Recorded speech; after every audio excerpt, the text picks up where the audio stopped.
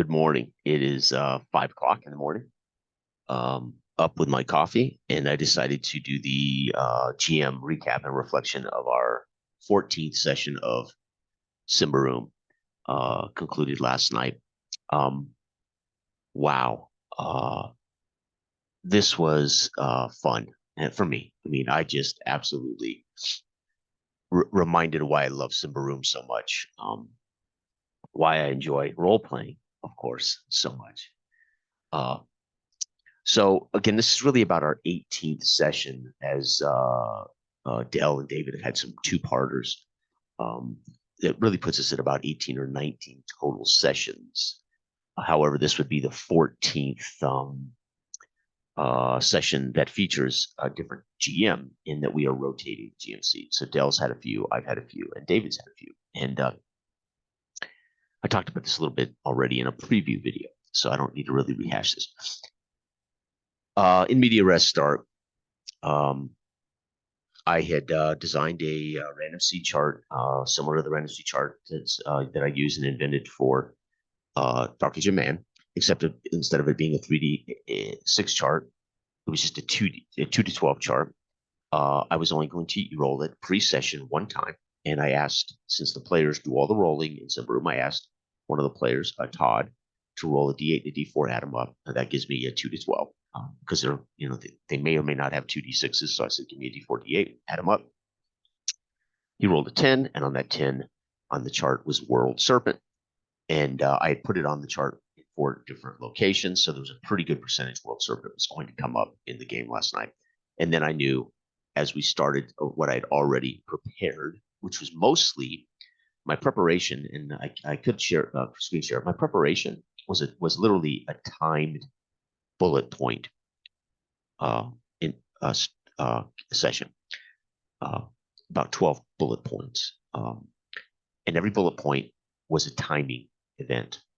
It was that simple. That's how I set it up. Because we're in media res, it's live. This is a disaster film, and for the most part, it literally was a disaster movie. This was the Burning Thistle. This was a city on fire, crowded, with panicked civilians screaming, rushing, trying to get out of the exit. At the same time, Malleus is being hunted by the Blackcoats. At the same time, they end up with a friend hanging from the rooftops. They end up. I foreshadowed the impending World Serpent through earthquakes and trembles of the earth. At the same time, they're fighting crowds, and they're fighting. They're seeing goblins that are adding to the fire, goblins that want to see Thistlehold burn, or running around and hurting people. And I had a kind of a timing mechanism for when the Queen of Thistlehold's carriage would storm through the streets trying to escape with her horsemen and her horse carriage and her father, the count. They were all timed kind of bullet points. So it didn't matter whether they were running for the exit. I mean, it mattered, but they could have literally said, we're going to fight through the crowd and go with the crowd to get out of here. And then the session, they might have gotten out, watched Thistlehold from a distance, and the session would have been them journeying to Blackmore or wherever they would go after witnessing what happens. Well, they were in it, and they never really escaped it. They were caught in it as the time would tick down. They were still in a certain location in a fight, and then they were in a location trying to help Hulse, and they were stuck in this location. So the irony is they only began the process of recognizing they better get out of here as the fire literally was moving toward them. And at one point, I asked Bonner to make a cunning check as he turned and witnessed the wall of flames, and he was not engaged in anything. So he could, it was a chance for him to mentally do the math. And he rolled a 1, a critical success. And I described to him, you put 2 and 2 together, you're not going to beat this. You're not going to outrun this fire if you don't. It's going to take a miracle. And so, just put a pep in his step to get going. And really, the math. And I described how there could be, I didn't want them to think, well, they're going to die. So, but the reality is it was his successful roll allowed Adele's character Bonner to be aware that I just don't think we can outrun this epic fire, this the burning of Thistlehold, and that kind of again reminds them that they're on a timetable, and it also reminds them that they're running out of time. They've in a way they haven't headed toward an exit at this point fast enough. And then there's been things that have interrupted them, like the crowds, like the rumble of the earth knocking them off their feet when they fell to roll. The fact that they were engaged in trying to help Malleus, so he wasn't, taken captive by these black coats or killed or worse or whatever. Um, and it was it was for me one of the funnest I've run in a long time, and this is why Symbaroum registers with me on another level as a GM. Number one, I love the art, I love the lore, I love the freedom. I mean, there's lore, but make it your own. I use the world serpent from the book, but I could have made my own. There's a whole section in the bestiary, how to create your own creatures. So I debated on making my own world serpent, but I thought the one that's in the book will suffice. And inspired by the image on page 115 of that book, of the world serpent devouring the city, I had to put it on my chart. I had to make this about really the arrival of a myth that they've all only ever heard of, the world serpent, and witness it, right? And then they luckily the percentage was set that there was a good chance Todd was going to roll world serpent. But I had I don't know how many total items. I had 3 stampedes and 4 world serpents out of 12 things, I think. Out of 12 or 11 chances on a 2d12 roll. Right. Okay. And so what I did to create the tension was, number one, I made sure that I introduced I would either reiterate or reintroduce new variables or information to them on every single reference to their character. So David got either a reiteration of what's going on around them, or I also would introduce to David's character some new variable. Then I would go to Dell on the same turn, and I would either reiterate what's happening, or I would give Dell some new piece of information, or I would demand they make a roll to see if they see something. If they don't get it. If they do, they get it. And then I would go to Cabello. So what this did was it kept us literally in this epic. It made the pace of the game constant. There was chaos without me overly describing chaos. I was showing them instead of telling them, right? But I did that by making sure every time I spoke to the player, I tried to give them a new piece of information, something that might that reminds them that the world around them is a chaos. It's a mess. You're just seeing goblins. So that kind of keeps this sense that we're in this live, moving forward thing. And then, of course, I used a ton of dice checks. I asked for lots of dice checks. And why I did that was their dice checks also informed me as to when I wanted to trigger the next bullet point or bring in something, a piece of information, whether they succeed or fail the bullet point. So some of them were literally physical checks to not be knocked down by the rumbling earth or whatever, right? The foreshadowing of something coming, right? Um, so anyway, that's kind of how I did the deal. What was remarkable, but again, why Symbaroum? Why do I feel? Why did it for me work so well? Why did I have so much fun? And why was I able to, in a way, for 2 hours, create this tension? Lots of dice checks, as David pointed out. The dice checks kind of heightened his anxiety. That was great to hear. It's like nice to know the mechanics create the anxiety as a player you want. What am I rolling for? What if I fail, what does this mean? What if I succeed? What does this mean? Then, of course, just the constant introduction of new variables that are dangerous and heightening hopefully their awareness that this is life or death. Good luck if you survive, kind of thing. But because Symbaroum is a player-facing game, and because I never have to roll dice ever, if I need dice rolled, I can just ask the player, "Hey, make a strength check, even for an NPC." So they all had to make checks too. So the NPCs in the fight, for instance, when the earth shook, they would have to. I could have narrated that whether they fell down or not, but I wanted them. I wanted them to be under the same situational variables that the PCs were under. So they could, if they didn't fall down, they would have an advantage on the PCs. If they were knocked off their feet and the PC wasn't. So I wanted there to be a variable that gave either an advantage to either side, etc. And very often they ended up off their feet as well. So the NPCs weren't limited to my narrative fiat, right? That I'm going to tell a tale. They were also victims of this disaster, a disaster that they weren't processing was really affecting them. They were centered on getting their man, and only later, as the disaster, for as I described, the flagellant, standing in awe of the fire, realizing, oh, I should have been paying attention to this kind of thing. Um, they're uh, were they consumed or destroyed by events around them, etc., as the player as well could have been. But it is where, again, I talked about system matters, right? If we've mastered the system, we're comfortable in the system, we're liberated as players and GMs. We know how it works. We're comfortable with it. We know how to activate it. We know how to use it, and it makes for a relaxed, comfortable environment when you're a master of your game. If you mastered D&D, or you've mastered Runes Quest, or whatever it is you've mastered, that's why we choose to stick with the same games. That's why we like the same games, because there's a level of, and we have an affinity for it, right? It's for whatever reason, it's the thing we like. But Symbaroum, again, talking about when you play new games, or when you're bringing new games onto the table, or when you are curious about how new mechanisms affect play, there's always going to be the learning curve that will always make the gaming feel clumsy.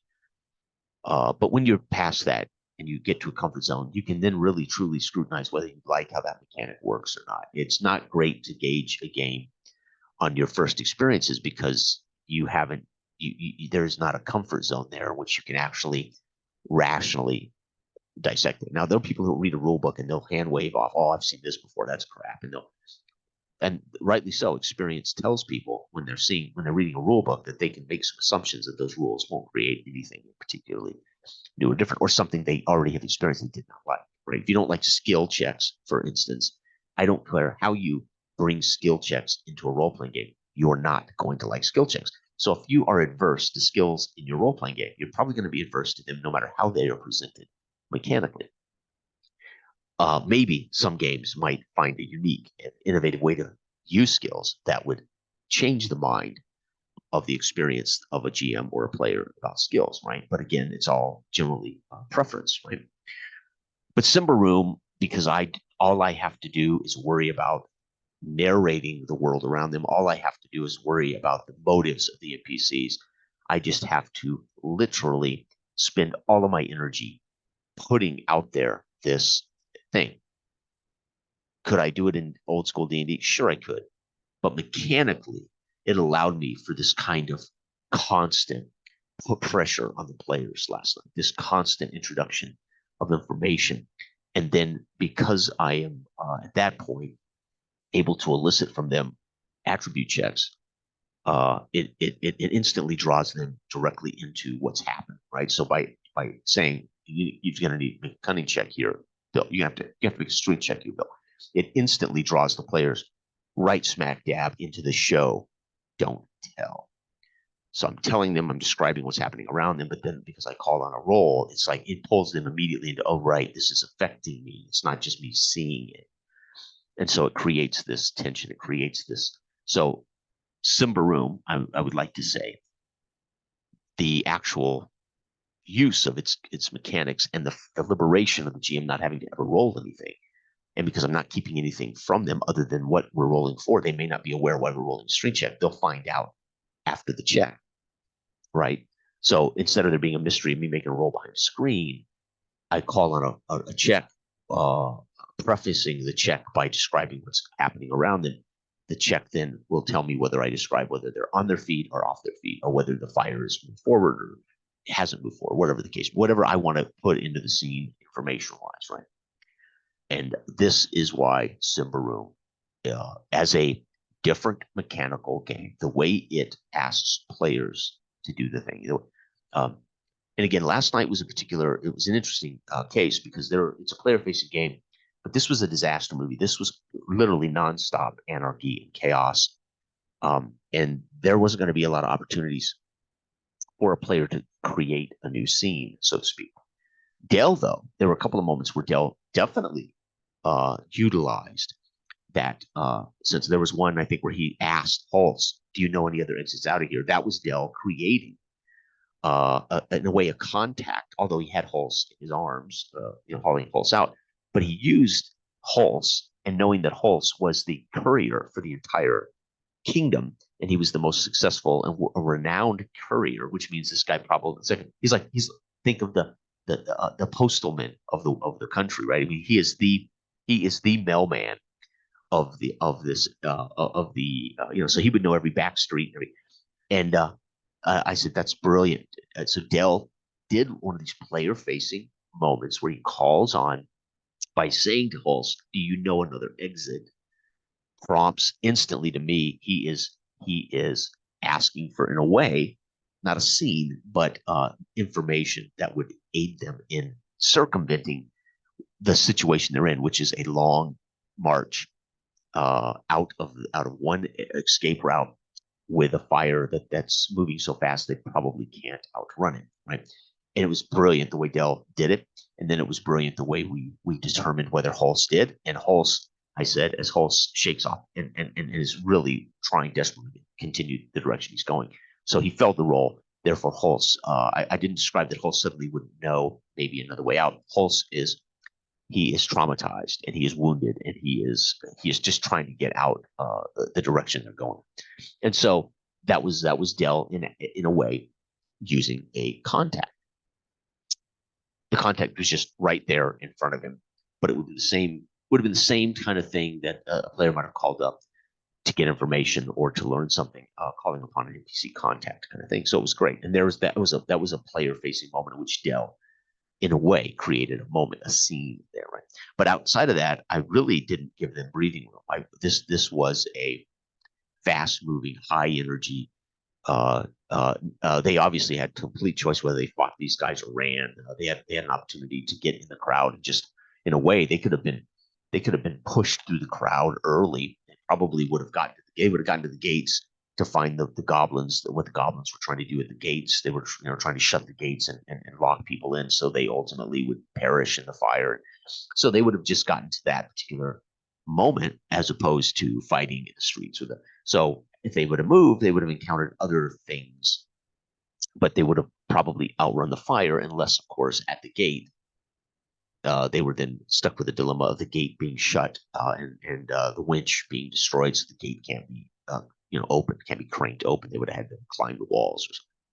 So again, we play to find out. We don't know, right? It's media res.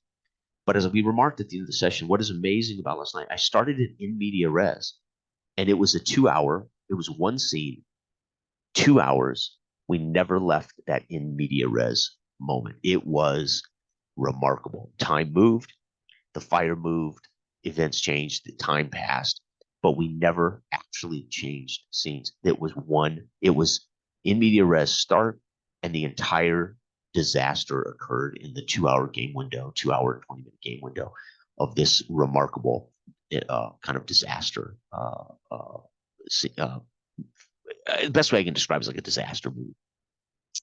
Um, uh, the world serpent, the nature of the world serpent as it erupts from the earth. I describe how they can't, if they look at it or see it, it would cause a resolution check. They felt that they could suffer corruption as they've witnessed a horror that they never imagined. They'd only heard stories of, myths of. All of them managed to avoid looking at it for the most part. At one point, there was a chance that one of them could see it, but it was obscured by the smoke from the fires that had been burning all day long. And they could only see the mass of it at the base of the city. They could hear it, of course, and they could feel it, and they were affected by it. The earth itself exploding and the earth itself rippling as this thing that is epic. I mean, it can devour camps and outposts and cities. As it comes out of the earth, it swallows the northern half of Thistlehold for the most part, and then diving back into the earth, extinguishing the fire. So the irony is the eruption of the world serpent saved them from the fire that they probably could not have outrun. They would have had to make quickness checks on their way to the gate, and if they failed those, they would begin to take heat damage. They would begin to have taken damage, and eventually they would have either war of attrition. They either would have been completely overcome, or they might have died prior to getting to the gate by just the heat of the. But the world serpent itself swallows the back end of the city as it comes out of the earth, and as it dives back into the earth, it swallows a portion of the city. As it comes out of the earth again, it swallows much of the, and then as it dives for the final time back into the earth, it swallows really what's left of Thistlehold, leaving just some remnants of the palisade walls on the south side and the gate, and leaving our heroes in a heap of bodies at the partially plugged gate. Malleus holding an unconscious Bonner who is almost killed, and at the foot of Malleus as he looks on the devastation. Cabello dead at his feet as Cabello was killed in the aftershock of this, what's called wrecking. The creature is so large that it causes bite wrecking damage. So it wrecks the earth, it wrecks the buildings, it wrecks the. So yeah, it doesn't have to necessarily bite them. I mean, it would obviously swallow them whole. It causes, in a way, this kind of wrecking damage, right? In a way, it affects the world, the earth around them, the buildings around them, etc. So they suffered, in a way, aftershocks of wrecking. And Cabello was killed instantly as he fell to death. What's called a death check. He rolled a 20, which his character was killed immediately. Bonner survived, and Malleus then had time to stabilize Bonner, so he's unconscious but won't die from his wounds. Hulse was killed instantly in the last swallowing of the earth, as this thing dove back into the earth, creating a ripple and it explodes. Sonic, you can imagine cobblestones and rocks are moving at sonic speeds, right? As this giant world-eating creature, launches itself like water, out of the earth and back into the earth, treating it almost like water. It would create sonic speeds of debris as it swallowed, and the fire and the buildings and things like that, and the bodies and whatever was left alive. And that's it. Curtain closed on Malleus laying at the base. And you can imagine the heap of dead goblins and civilians who were bottlenecked at the gate, creating a mountain of dead bodies in the gate that was partially shut as they climbed over it, and the bodies were kind of blown out of there. And he lay with Bonner in his lap and looks back, watching a mile away this thing come out of the earth and swallow the last bits, and seeing the devastation and the what was left in the wake of this world eater. Rubble, right, and remnants of buildings and wood and rubbish. The city itself gone. The fire and the smoke all exist. The only thing left that you even knew there was this epic fire was the smoke in the atmosphere, as the fire swallowed by earth and feast. And that's it. Game over. Good place for us to end these characters, right? We talked a little bit post-mortem about the game, and we talked a little bit about the characters. Bonner, of course, Dell might make a new character if we continue to play. Todd immediately said, I'll just make a new character, obviously, well, dead. My character, Taro, had left, you can imagine, left maybe a day or hours before the fire, before this chaos, as he escorted 2 NPCs that the players know to the big city. So Taro, my character, again, written out of this session, since I'm running it, as escorting 2 chief NPCs to the big city, to the capital city of Yndros. And Malleus, having the reality as Malleus, I would think, and we talked about this a little bit, David would have to tell the tale of where his character goes, or whether his character would continue the adventure. But we all pretty much thought that this would, in a way, he has seen a horror of horrors. He would become the old man in the tavern at 70 who tells the myth of the world eater. I saw it. You can see that scene in the tavern when they pour him a drink and they say, "Old man, tell us about the destruction of Thistlehold." He would become the myth maker who would tell the tale of the destruction of Thistlehold, the lone witness. And they might, none of them may even realize he was actually there, right? They think, oh, it's just a story the old man at the bar tells. Who knows where Malleus ends up? I imagine he'll end up living in a hovel in Yndros, kind of a nondescript ending to his life as he kind of drinks his PSTD, his post-traumatic stress disorder, of everything that Malleus has been through, including corruption. He's suffering permanent corruption. It's 3, I think last night he suffered permanent corruption. That he would ultimately sequester himself and have to live with what he survived and witnessed, right? Bonner, unconscious, didn't see the creature. So he would only recognize when he wakes if he's in the wake of the disaster, would only see that there is no more Thistlehold and the world is chewed up, the ground is destroyed, but he didn't see it. And Cabello unfortunately was killed instantly in an after kind of an aftershock of this wrecking damage. So it makes sense the Malleus would say, I've had enough. I now know that any day now we could all die. Right? It's like knowing that the nuclear bombs exist, but having been so removed from seeing it or knowing it that we as a species forget what an A bomb looks like. And then when one occurs, you go, "Oh shit! I now know that we can be destroyed with a push of a button." Right? I mean, it's easy for us as a culture to get away from those things. Seem fantastic to us, right? Even when you watch YouTube videos and you hear the tales, you see the devastation of the A bomb, on the Japanese, etc. But it all seems like it's so long ago, fantasy, that it could never happen again, kind of thing. You can imagine witnessing Pompeii and surviving it from the other side of the bay, seeing Pompeii destroyed for hours of the earth belching its destruction upon the city of Pompeii. I mean, you can imagine going and not knowing why it happened. They didn't understand necessarily the volcanoes, but wondering, well, when will the gods smite where I stand? Right? I mean, so I would assume Malleus would definitely retire to the bottle, so to speak. Right? Darrow, of course, will hear tales from the refugees who poured into Rose, that the people who witnessed from Blackmore and the refugees who escaped and turned back and watched this world eater devour Thistlehold. There will be plenty of survivors to tell the tale of that it's not a myth. The world serpent exists, and then I'm sure it would change the entire culture of anyone who saw it, because they would know now that the world serpent at any time could devour them all, right? And it changes the consciousness of this fantastical world, so to speak, which I think, for those who witnessed it anyway, for those that didn't, the naysayers, those that never encountered, as what would be a good analogy? COVID. Those who never encountered COVID, it's a myth to them. I don't know anyone who's sick with it. I was never sick with it. I don't know anybody who died from it. To them, it's a myth. It doesn't exist. Those who did see it, doctors and people who had it, or people who knew people who died from it, or, for them, it's not a myth, right? It is a tragic reality. So that's perspective. And so you can imagine in a world where some people are going, dude, I don't know what happened with this whole, but the world serpent, yeah, that's a wives' tale, right? However, the fact that this whole ceased to exist, you can imagine there would be people who would tell the story that this whole just burned to the ground. It was devastated by burning. What's this world serpent talk that you speak, right? So interesting. It would create an interesting new, in a way, world perspective for many of the characters in this fantasy world, if it matters. But it would become part of the conversation that occurs in the streets, among the tavern and the NPC talk, etc. Kind of cool, right? When you're playing a campaign, this stuff takes on canon, right? This is epic that Thistlehold no longer exists, right?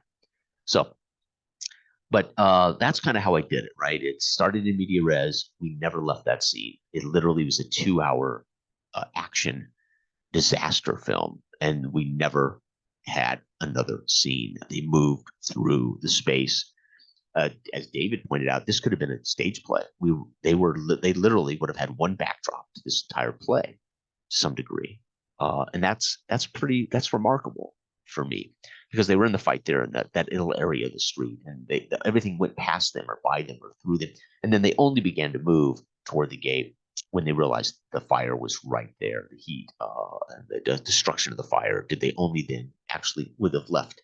Would we've had to move stage scenery, so to speak? But it was so much fun, and I hate to say it, there are a handful of games that I have GM'd that provide me with this kind of liberation to GM the way I think I GM best.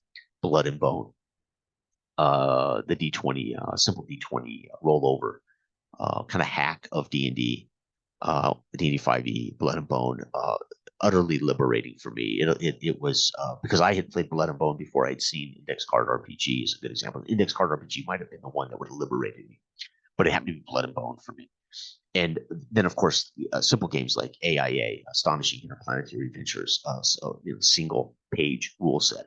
and IDW in Darkest Warrants, which is the fantasy original version of that very simple one-page RPG, and which led me to then think about designing my own game that used a simple mechanism that would allow this kind of liberation.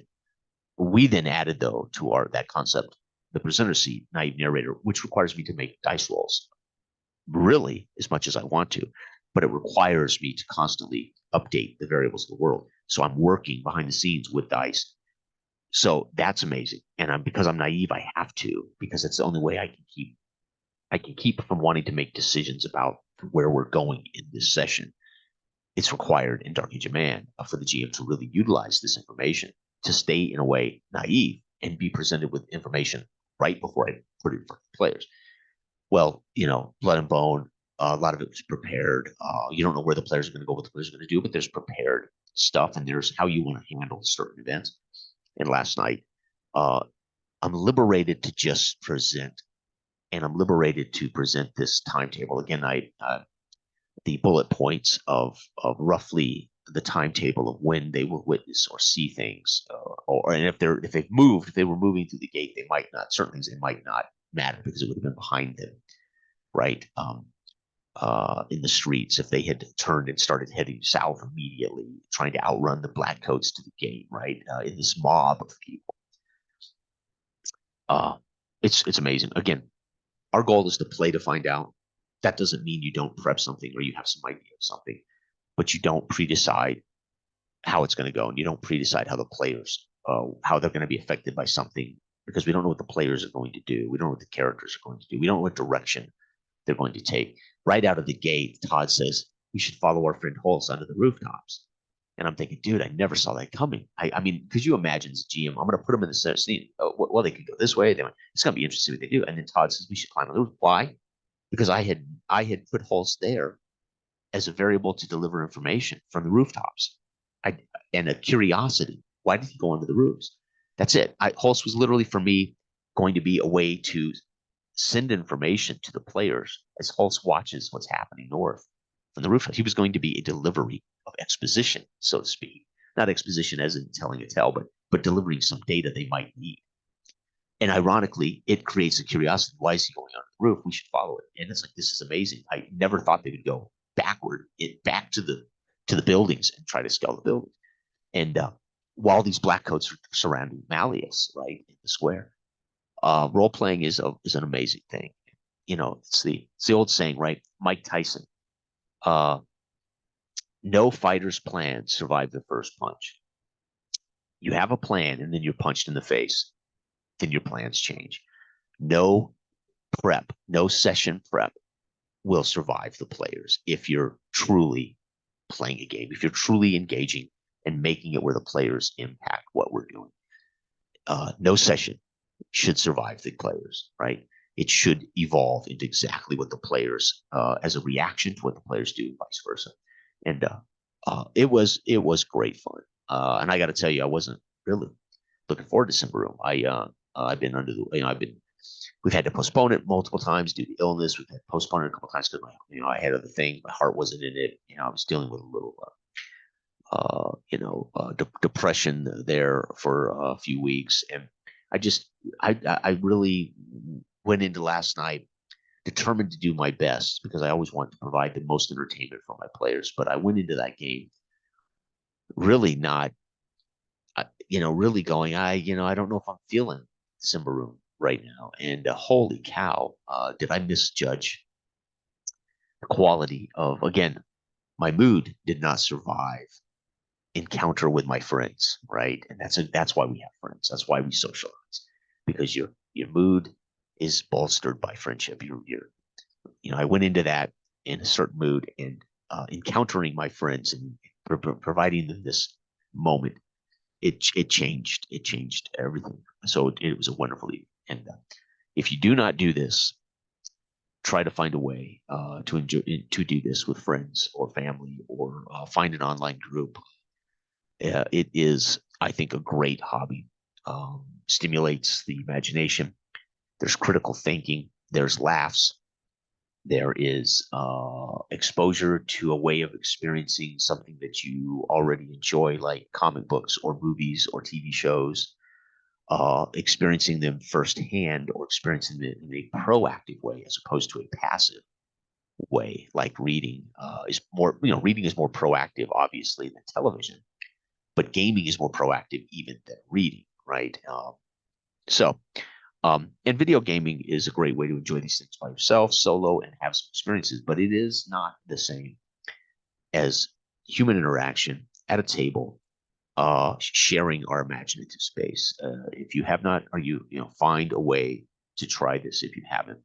And if you have, well, dude, I'm preaching to the choir because everybody out there knows what I'm talking about. You've had these experiences, right? These I won't say transcendental, but these experiences where you go, Jesus, I didn't know I had that much fun wrecking a city, and not trying to kill the players, but just presenting the disaster and hope the characters can find a way to survive it. The world was happening. I didn't know how it was going to happen to them. So great fun. Anyway, I want to thank the guys again for number one in venturing out on this little experiment of sharing the GMC, because that's the other great thing that comes out of this. These threads, and I talk about these strokes, these narrative strokes. Like a painting, you put a stroke. You don't know that that stroke is going to lead to another stroke. And then eventually you step back and you go, holy cow, a handful of strokes creates a pearl necklace. But I wasn't trying to create a pearl necklace, right? If you've seen Rembrandt's pearl necklace, and then you walk up on Rembrandt, I'll never forget the first time I saw Rembrandt, the woman with the pearl necklace, at the Denver Art Museum. And from a distance, you're like, God, from a distance, I could swear that pearl necklace was detailed and beautiful. And then I walked up, it's just a blob of white paint. My brain did all the work for me. I talk about this with Hemingway. Last time we discussed this, Hemingway's one sentence story, and how Hemingway provides you with just enough information. Your imagination fills in all the details of what that means. That is role playing, right? And it's amazing. So thank you for listening. I recommend Symbaroum. If you're a dark fantasy person and you're playing D20, I'm happy for you. But Symbaroum is a different D20. It's not as complicated as it might look or sound when you first look at the books. It is incredibly simple to adjudicate and do. There are traits and there are some special abilities and things that you must be aware of. There are tactics, as the creatures will have tactics. But again, most of that stuff is, I won't say optional, but the tactics will vary, right? The creature doesn't always have to do that tactic. But it is well worth trying. Free League's Symbaroum is a modern masterpiece, and I can't speak highly enough about it. So thank you for watching.